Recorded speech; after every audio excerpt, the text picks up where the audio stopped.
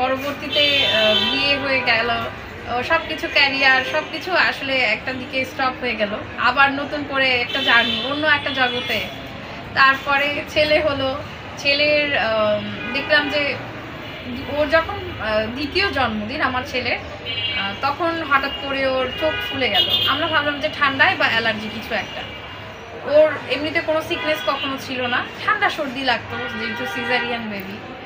পরে যখন আমরা ওকে নিয়ে খুব তৎপর হয়ে ট্রিটমেন্ট চালালাম ভালো মতো, তখন দেখি যে খুব নতুন একটা রোগ আমার কাছে ধরা পড়লো, আমাদের ফুল ফ্যামিলির কাছে, নেফ্রোটিক সিনড্রোম, যেটা হচ্ছে টেস্টিং সল্ট মানে ইনটেক করার কারণে হয়।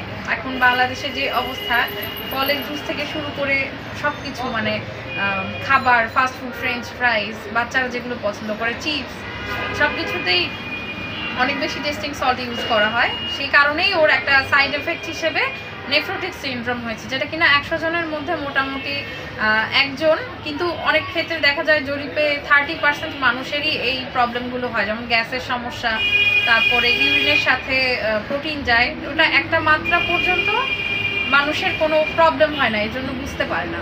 কিন্তু যখন ওটা মাত্রা অতিরিক্ত হয় তখনই হচ্ছে মানে কারো কারো কিডনি প্রতিরোধ ক্ষমতাটা সেভাবে তো তৈরি মানে থাকে না মানুষের, তখন দেখা যায় যে কিডনিতে সেটা নিতে পারছে না, তখন তার মধ্যে একটা সাইড এফেক্ট হিসেবে দেখা দেয়।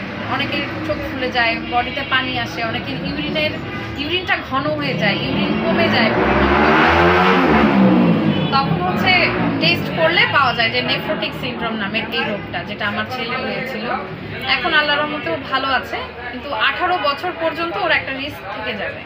18 বছর যখন ওর বয়স হবে তখন একদম টোটালি ও কিউর হয়ে যাবে, ওই পর্যন্ত একটু টেনশন আছে।